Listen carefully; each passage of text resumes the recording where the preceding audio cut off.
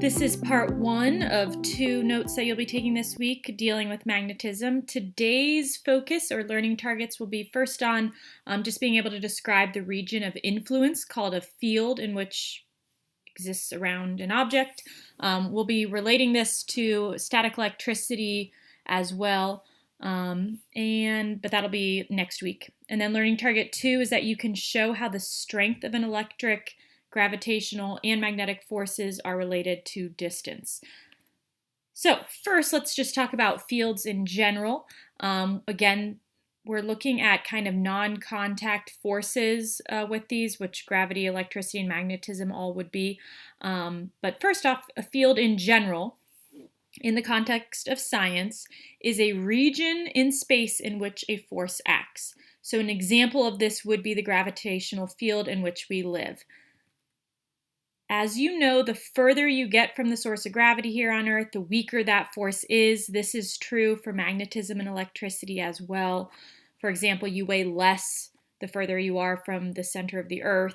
Technically, if you went up to the top of Mount Everest, you probably would weigh slightly less than you do at sea level.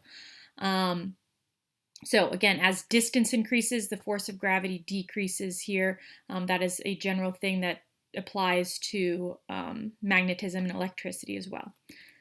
So we're going to focus on magnets here the rest of the way through this. To start off with, we want to talk about what creates magnetism, and it all kind of centers around the atom. So not all of this will be in your guided notes. I have underlined what will go into your guided notes here, at least the keywords. But in general, all matter is made up of atoms. And an atom is the smallest particle of an element. The center region of the atom we call the nucleus. So that that's the protons and the neutrons that make up the nucleus. And then spinning around that is the electrons. And that is what I've highlighted here. And this is the portion that will go into your guided notes. Electrons are what spin around and kind of orbit around the nucleus in an electron cloud, actually. And these electrons spin, and the spinning of that electron produces a magnetic field, and that makes the electron behave like a tiny magnet in an atom. And this occurs in all atoms. But not all, as you know, not all materials are magnetic. So how this works, the magnetic fields of the atoms in most materials just kind of point in random directions, so they kind of cancel each other out. So as a result, that's why your sunglasses are not magnetic, right? But in some materials, those magnetic fields can be aligned and they create a magnetic domain, which is another key vocab term here that will go into your notes. So here I have some paper clips, just standard steel paper clips. These are, as I just said, steel, but they are made of an alloy. Steel is an alloy, meaning it's a mixture of metals. And steel paperclip, steel is usually a mixture of iron and carbon, in fact. And as you can see, if I bring one paperclip to another, nothing exciting happens, right? It's just, there's no magnetism. However, I can magnetize and make this a temporary magnet by bringing it into a magnetic field and aligning those magnetic domains. So this paperclip has magnetic domains. This is a really strong neodymium magnet here. And I can, right now, as I kind of drag it across in the same direction, I'm actually aligning these magnetic domains, turning this paperclip into a temporary magnet. Now, when I bring it back to these other paperclips, if all has gone according to plan, it should be a mini magnet and able to somewhat attract these. Now, it's not a strong magnet by any case, but it is able to lift a paperclip. Now, if I want to make this temporary magnet temporary, meaning no longer a magnet, if I just drop it a few times, it mixes those domains right back up, and then it's no longer magnetic. Cannot lift a paperclip anymore. So this again has iron in it, so is ferromagnetic, meaning it has strong magnetic properties when those magnetic domains are aligned, and they can be aligned. So the same thing is true with a normal, constant magnet, like this is a permanent magnet. However, if I were to drop this a bunch of times, it too would have its domains. Some of them, each drop would get a little misaligned, and it would lose its strength as a magnet as well. So in general, you can have this kind of image shows you the domains within an item or an object before it gets magnetized, and they all kind of go in random directions, so it's kind of just, it's unmagnetized. And if it's a special material, when it's brought into a magnetic field, or a magnetic field is externally applied here, the domains of that material will align. You're probably, so magnetic fields are the areas where an object exhibits a magnetic force. For example, the space around a magnet that can push or pull something else, right? If I had a magnet and I brought a paper clip close to it, if I get that magnet close enough, the paper clip's going to move and, be attracted to it. But I could also have two magnets and I could, push another magnet away if I had them aligned in a certain way. So magnetic fields, we want to think about which type of objects are attracted to magnets and what do they have in common. So here I have a bunch of random stuff. A lot of times when I ask students what is attracted to magnets, the answer is metal. And so that is somewhat true sometimes. I mean, we know like plastic, that's not doing anything. The cork over here isn't. Rubber band, no. Bottle cap, no. However, it's not always all metals, right? So these scissors, yes, they are attracted to this magnet. Bobby pin, yes, attracted. Both these are as well. However, if you notice, I bring it to these coins and whatnot, as other things are getting in the way. Nothing happens, nothing happens, nothing happens. Here's a little foil, tin foil, nothing here. Tea light, nothing. This is actually a thing to put tea leaves in, nothing happens. So it's not true to say that all metal is magnetic. Only certain materials are magnetic, and those materials are called ferromagnetic materials, and they are materials that contain iron, nickel, or cobalt. A nickel doesn't actually have nickel in it, so little misconception there. So those are some things to keep in mind here.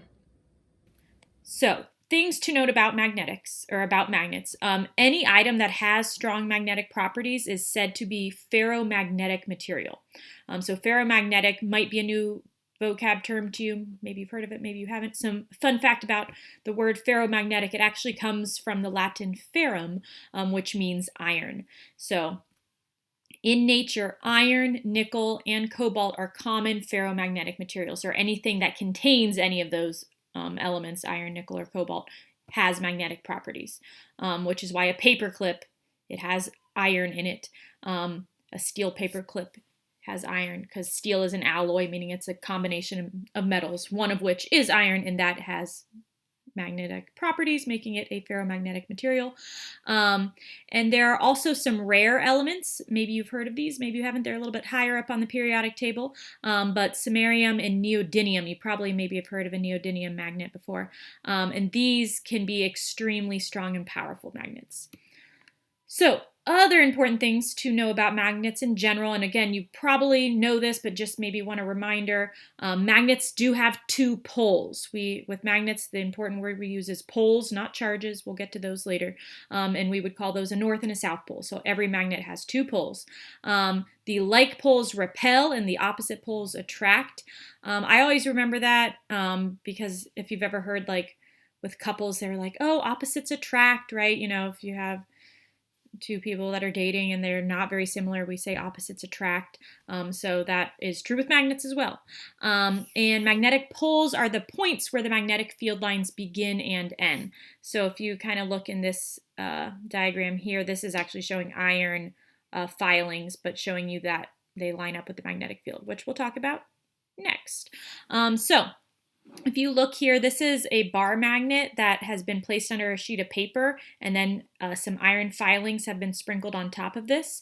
And the question here is, can you tell by the patterns where the force of the magnetic field is the strongest and the weakest? So if you think about, okay, if I look at this, can I tell where is the magnetic field strongest? Hopefully, you can figure out that it is strongest at the poles. So that's where the most iron filings are gathered around here, and these would be the poles of that bar magnet. So that is where this field would be the strongest. And then the further you get away, you can see out here, these are just little drops of iron that are not within the field. So they are not, it's very weak out there, right? So as distance increases, the strength decreases. So we're going to look at just some field lines around some different magnet setups here. This one is just the basic, a standard bar magnet. Here, this is with a sheet of paper with the iron filings, and you can kind of see how those filings line up with the field. And here it is kind of drawn as a diagram.